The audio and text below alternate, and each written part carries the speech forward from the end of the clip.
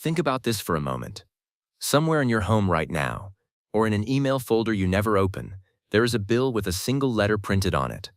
A, B, C, D, E, F, G, or H. That letter decides how much you hand over to your local council every month for the privilege of living in your own home. And that letter was not chosen because of what your house is worth today. It was chosen because of what somebody guessed your house would have sold for on the 1st of April 1991. Not this year, not last decade. 1991. Which means the bill landing on your doormat in 2026 is being calculated from a snapshot of the property market taken 35 years ago, before most of the people paying it had even left school. Here is the part that should stop you cold. Council tax is not ancient.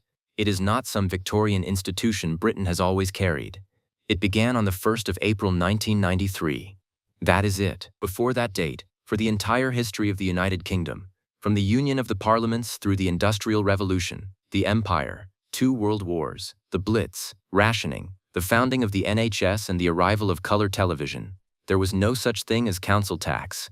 286 years of British statehood without it. So how did Britain actually pay for itself? Who emptied the bins, lit the streets, buried the dead, fed the destitute, and paid the parish constable before anyone had ever heard the phrase Band D? And what exactly happened between 1990 and 1993 that was so violent, so politically catastrophic, that a British government tore up its own flagship tax, lost a prime minister who had won 3 general elections, and replaced the entire system in under 3 years? Because that is the real story here. The tension running underneath all of it is a question Britain has never actually answered, and it goes back 4 centuries. Should you be taxed for what you own, or for who you are? Should the bricks pay, or should the body pay?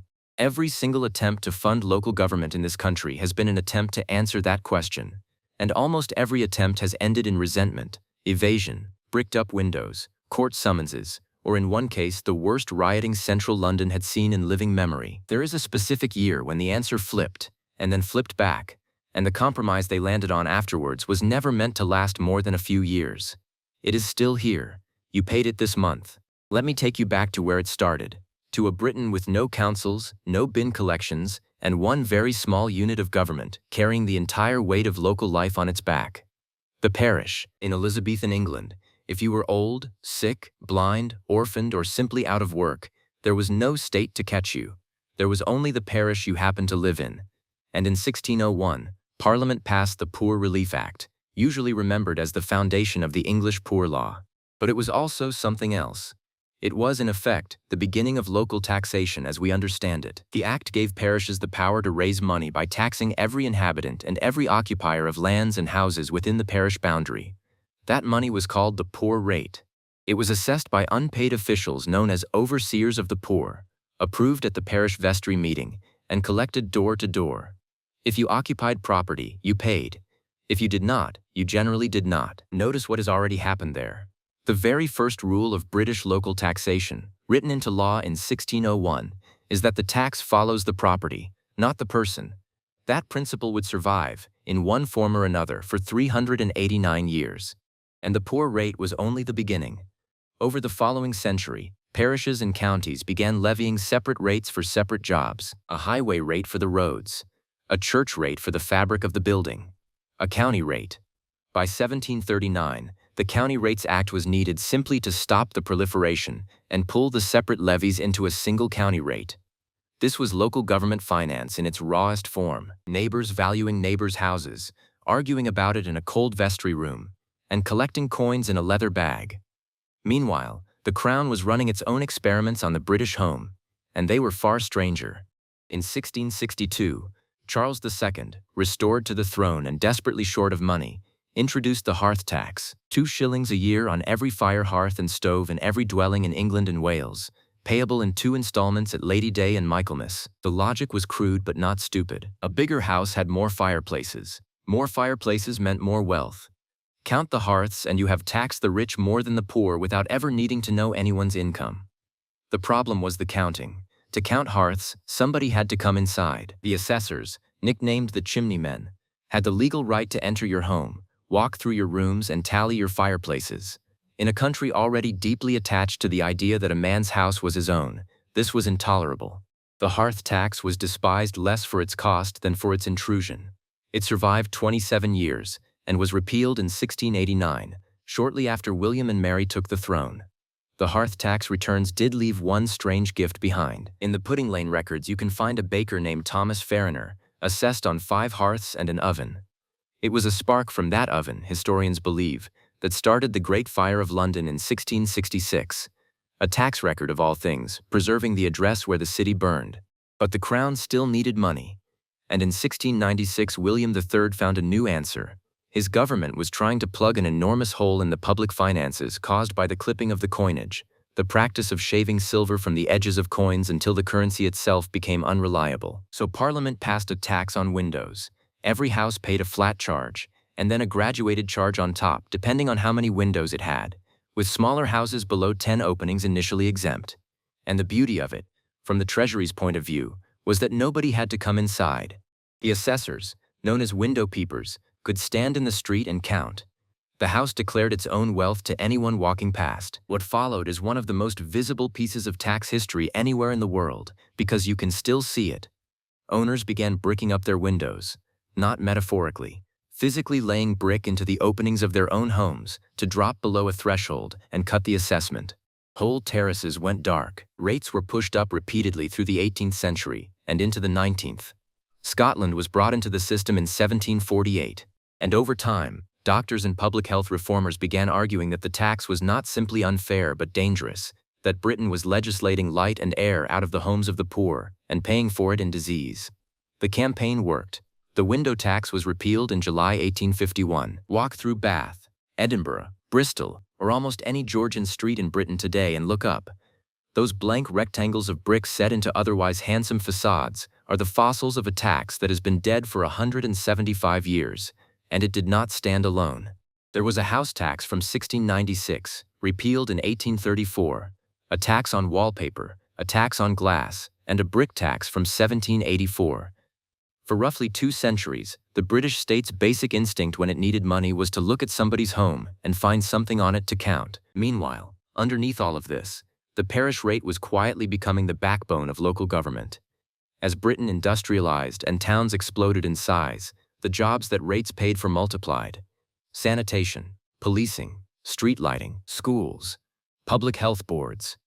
The rate was consolidated and modernized, most significantly by the Rating and Valuation Act 1925, which standardized the machinery and intended that properties be revalued every 5 years. Then, in 1967, the General Rate Act swept up the whole tangled inheritance, and in doing so formally repealed the Elizabethan Act of 1601 that had started it all, 366 years after it passed.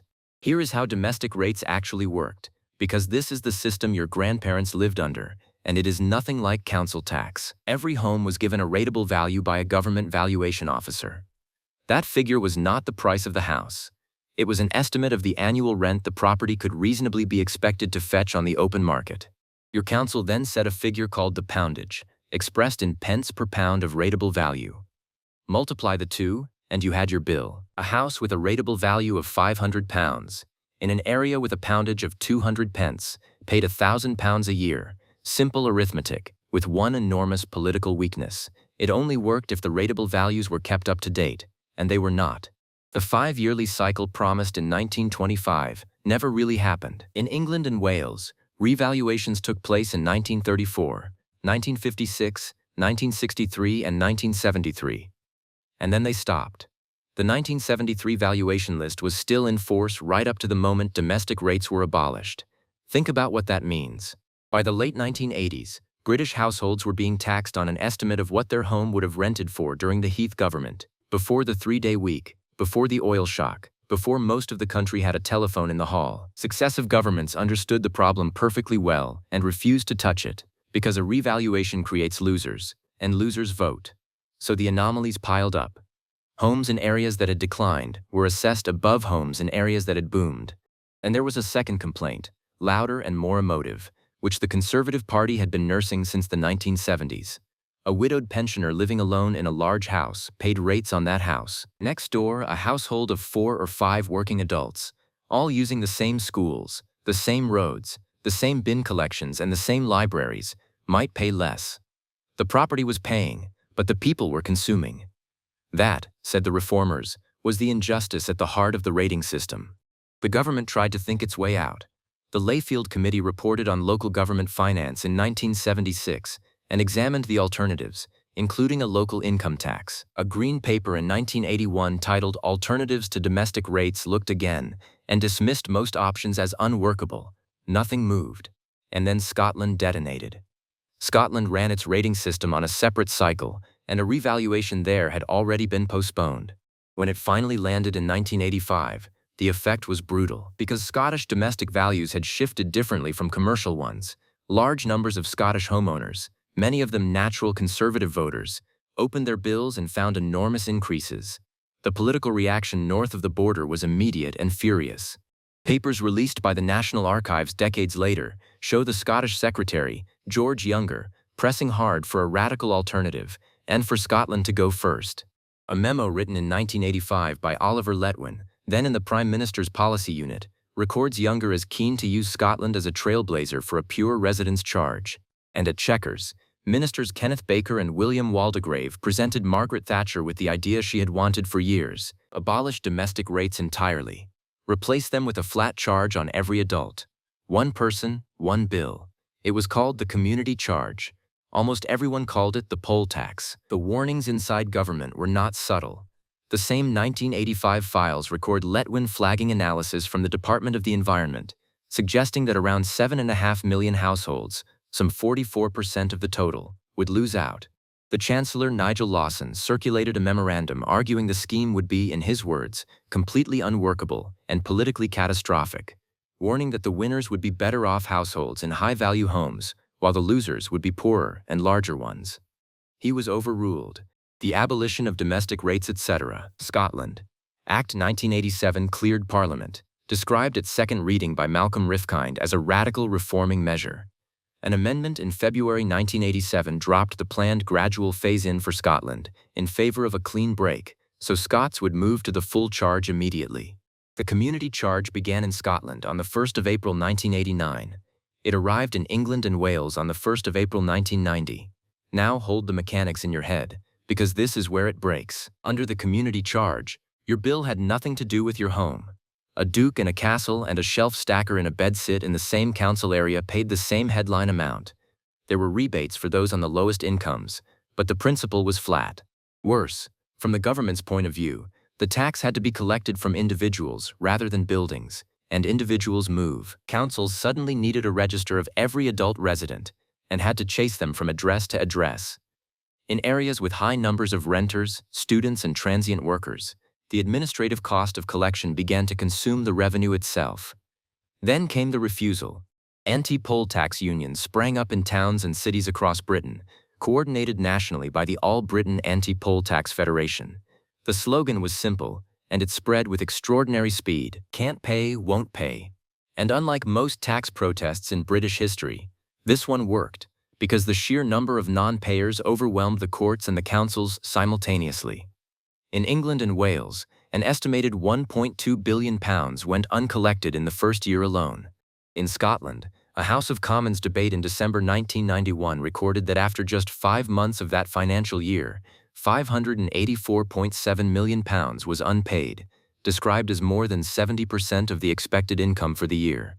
The same debate recorded 3 million summary warrants taken out in Scottish courts and 100,000 arrestments. A tax designed to make local government more accountable had produced the largest mass non-compliance with a British tax in modern memory. And on Saturday, the 31st of March 1990, the day before the charge came into force in England and Wales, it came to a head. Demonstrators gathered at Kennington Park in South London around midday and marched through Whitehall towards Trafalgar Square. The size of the crowd is still disputed. The Home Secretary later cited a police estimate of more than 40,000. Organizers and other accounts put the figure vastly higher, at 100,000 or more. What is not disputed is that Trafalgar Square could not hold the numbers, that the crowd and the police lines compressed against each other in Whitehall, and that by late afternoon the demonstration had collapsed into serious disorder. Sight huts in the square were set alight. Missiles were thrown. Disturbances spread north into the West End, into Piccadilly, Regent Street, and Charing Cross Road, with windows broken, shops looted, and vehicles damaged. Trouble continued into the early hours. The official statement to Parliament recorded 339 arrests, with initial injury figures of 374 police officers and 86 members of the public. Other published totals differ, and considerably higher figures have circulated for years. Historians still argue over the precise numbers.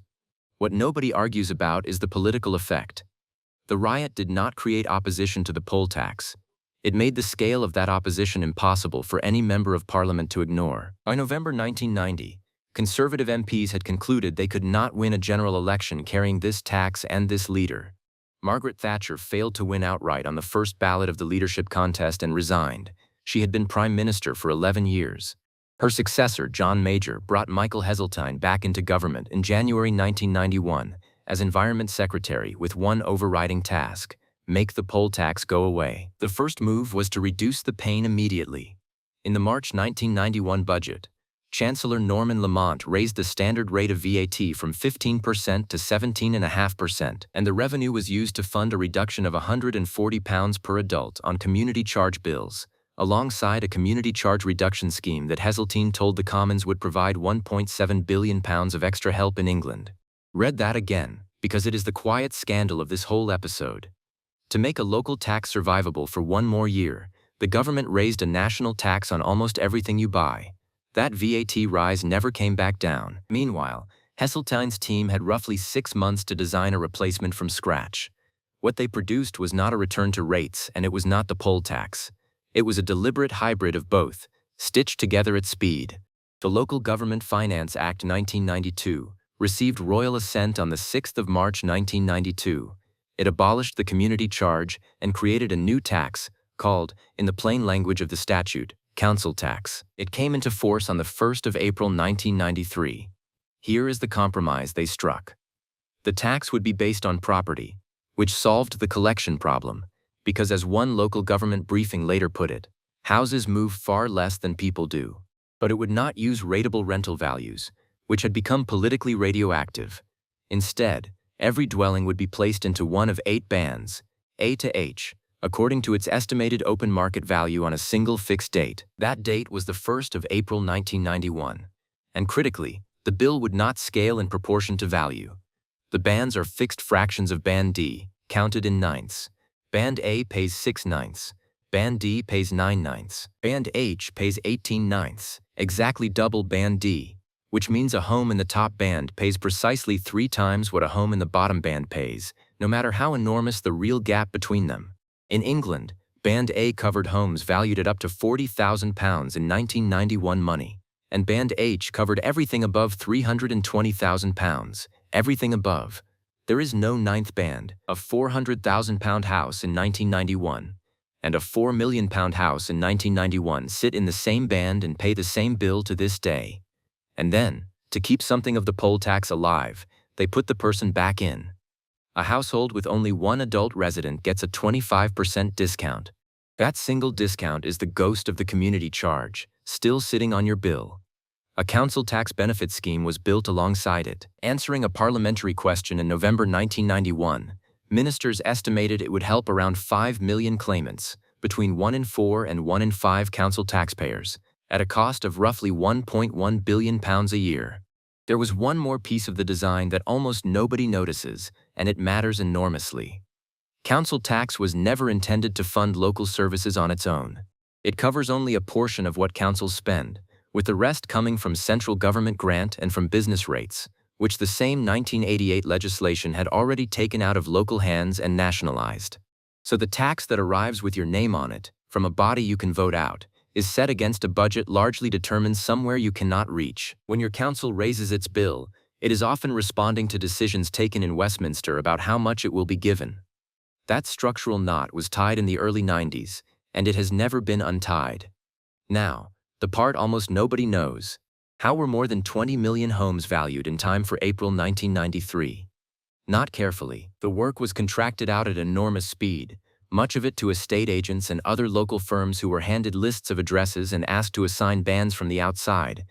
Within the industry, the exercise became known as second-gear valuations, because agents would drive slowly down a street with a colleague writing down bands without stopping the car.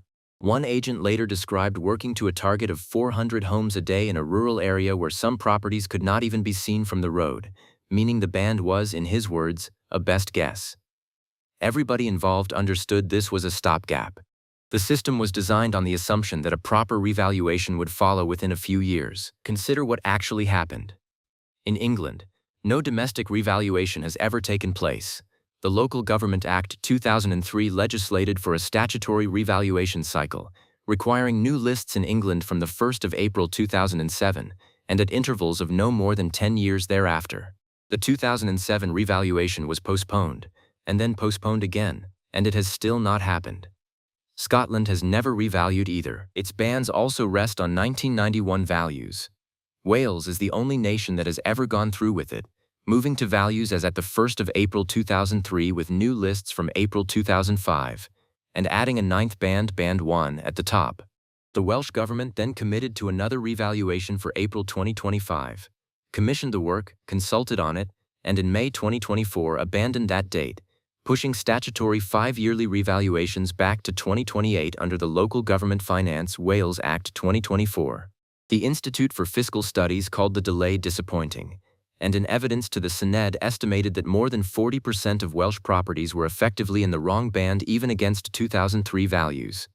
Northern Ireland, meanwhile, never adopted council tax at all. It still runs on domestic rates, a direct descendant of the system Elizabeth's Parliament created in 1601. And the poll tax debts did not vanish when the poll tax did. Councils pursued community charge arrears for decades. In Scotland, the practice was finally halted by legislation in 2015, at which point around £425 million of outstanding poll tax debt was written off. People were still being chased in the 2010s for a tax abolished before some of the enforcement officers were born. So where does that leave you, right now in 2026? Council tax works, in the narrow sense governments care about. It is extremely hard to avoid, because your home cannot move. Official figures from the Ministry of Housing, Communities and Local Government show that in 2025 to 2026, local authorities in England collected £43.7 billion in council tax, with an in-year collection rate of 95.6%. Compare that with 70% of Scottish poll tax going unpaid, and you understand exactly why the compromise has never been touched. But look at what it costs. The average Band D bill set by councils in England for 2026 to 2027 is £2,392 a year, up £111, or 4.9%, on the previous year. It is the fourth consecutive year the England-wide increase has averaged around 5%. The range is extraordinary. Band D in Wandsworth is around £1,028. In Dorset it is around £2,765. Metropolitan areas, many of them in the North and the Midlands, average around £2,409, while London boroughs average around £2,068. Wales averages around £2,283. And the pressure is not evenly spread. Because the bands compress at the top, and the bill is fixed to the property, rather than to income, council tax takes a far larger share of a low income than a high one, which is the single most common criticism made of it by economists. Add the referendum cap, which for 2026 to 2027 limits most English authorities to a rise of 4.99%, including the adult social care precept, and you get the pattern you have watched for years now. Bills go up by roughly the maximum permitted, almost everywhere, almost every year, and the arrears are climbing with them. The same government statistics show that at the 31st of March 2026, the total amount of council tax still outstanding in England stood at £7.4 billion, with £305 million written off as uncollectible in that year alone. Meanwhile, every one of those bills in England and Scotland is still calculated from a band assigned in 1991, in many cases by somebody driving past. Estimates have long suggested that hundreds of thousands of English homes may sit in the wrong band, and you are entitled to challenge yours free of charge through the Valuation Office Agency, though a challenge can move a band up as well as down. Step back and look at the whole 400-year arc. The parish poor rate taxed your property. The hearth tax taxed your fireplaces and sent men into your house to count them. The window tax taxed your daylight and left a nation bricking up its own walls. Domestic rates taxed a rent you would never actually pay, calculated in 1973 and frozen there for 17 years. The community charge taxed your existence and collapsed in 3. And council tax is a price your home never sold for, on a date now further in the past than the entire lifetime of the poll tax and the rating revaluation cycle combined. Every one of those systems was introduced as a fix for the unfairness of the one before it, and everyone ended up frozen, distorted, and defended not because it was fair but because changing it would create losers who vote. The interim measure is now the longest-running domestic property tax settlement Britain has had since the Second World War. It was designed in about 6 months by a department in political emergency, and it has outlived the government that made it and the Prime Minister it was built to rescue.